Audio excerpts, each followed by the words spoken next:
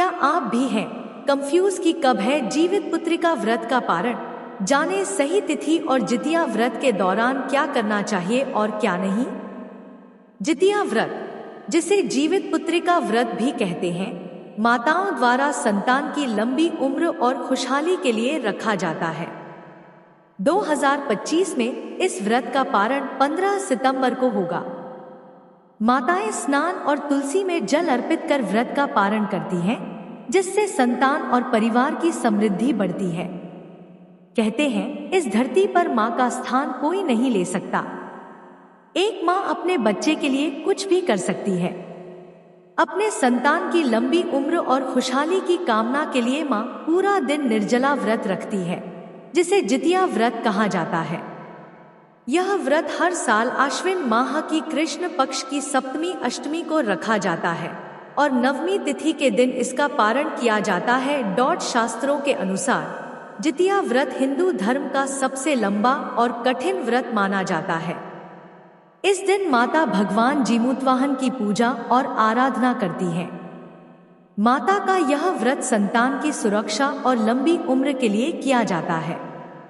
नवमी तिथि में पारण इस वर्ष 15 सितंबर को सुबह 6:15 बजे अष्टमी तिथि समाप्त होकर नवमी तिथि शुरू होगी।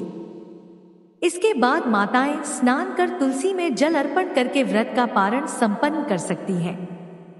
जितिया व्रत का महत्व। धार्मिक मान्यताओं के अनुसार जितिया व्रत करने से संतान को लंबी उम्र का आशीर्वाद मिलता है और भगवान श्री कृष्ण संतान की रक्षा करते हैं। भविष्य पुराण में भी जितिया व्रत का वर्णन है, जो संतान की प्राप्ति और उसके कल्याण के लिए अत्यंत महत्वपूर्ण माना गया है। जितिया व्रत न केवल मां की ममता का प्रतीक है, बल्कि यह संतान और परिवार के कल्याण का दिव्य साधन भी है। जितिया व्रत के दौरान क्या करना चाहिए और क्या नहीं, जाने व्रत के सही नियम। जितिया व्रत हर साल आश्विन माह के कृष्ण पक्ष की अष्टमी तिथि को किया जाता है। बच्चों की सुख समृद्धि और दीर्घायु के लिए इस व्रत को माताएं करती हैं। इस दौरान कुछ जरूरी नियमों का पालन करना आवश्यक है। कहा जाता है कि जो भी महिलाएं इन सभी नियमों का पालन कर सच्चे मन से व्रत करती हैं, उन्हें भगवान जीमूतवाहन का आशीर्वाद मिलता है। जितिया व्रत इस साल 14 सितंबर को रखा जाएगा। यह व्रत महिलाएं हर साल आश्विन माह के कृष्ण पक्ष की अष्टमी तिथि को करती हैं। माताएं इस व्रत को अपने बच्चों की लंबी उम्र और निरोगी जीवन की कामना के लिए करती हैं। यह व्रत 3 दिनों तक चलता है। मान्यता है कि जो भी इसे विधि विधान और सभी नियमों का सही ढंग से पालन करके पूरा करती है, उस पर भगवान जीमूतवाहन की कृपा बनी रहती है। आइए जानते हैं कि इस व्रत के दौरान व्रती को क्या करना चाहिए और क्या नहीं। व्रत के दौरान क्या करना चाहिए और क्या नहीं। धार्मिक मान्यता के अनुसार एक बार जितिया व्रत शुरू करने के बाद इसे बीच में छोड़ना नहीं चाहिए। एक बार शुरू होने के बाद इसे हर साल करना परंपरा है। माना जाता है कि अगर इस व्रत को घर में किसी महिला ने शुरू किया, तो उसके बाद उसकी बहू भी यह व्रत करेगी। इसी तरह यह परंपरा आगे बढ़ती रहती है। इस दिन माताओं को स्नान करने के बाद सात्विक भोजन करना चाहिए। माना जाता है कि इस दिन केवल एक बार भोजन करना चाहिए। जितिया व्रत नहाए खाए के अगले दिन रखा जाता है। यह व्रत निर्जला होता है, यानी पूरे दिन और रात ना खाना ना पानी पीना। इस दिन सुबह स्नान करने के बाद व्रत विधि विधान से शुरू करना चाहिए। खास बात यह है कि इस दिन जीमूतवाहन की कुश से बनी मूर्ति की पूजा और आरती करनी चाहिए। शाम को व्रती महिलाओं को कथा सुननी चाहिए। साथ ही इस व्रत में चीड़ और सियार की मूर्ति, जो गाय के गोबर से बनाई जाती है, उसकी भी पूजा करनी चाहिए। इस दिन पूरी तरह से ब्रह्मचर्य का पालन करना चाहिए और घर में झगड़ा या लड़ाई से बचना चाहिए। मान्यता है कि इस व्रत में महिलाएं बिस्तर पर नहीं सोती, बल्कि भूमि पर ही विश्राम करती हैं। संतान की रक्षा के लिए क्यों बांधा जाता है जितिया धागा, जाने धार्मिक आस्था से जुड़ा इसका महत्व। जितिया व्रत में माताएं अपनी संतान की लंबी उम्र और सुख समृद्धि के लिए कलाई पर विशेष धागा बांधती हैं।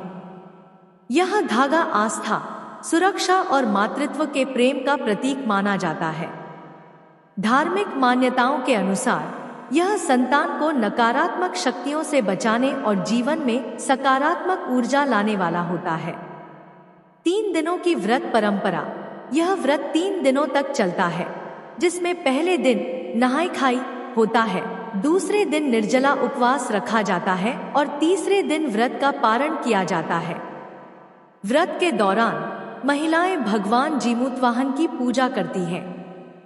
पौराणिक कथा के अनुसार भगवान जीमूतवाहन ने एक गरुड़ से एक नाग के जीवन की रक्षा के लिए अपने शरीर का बलिदान दिया था, जिससे उन्हें संतान रक्षक देवता के रूप में पूजा जाता है।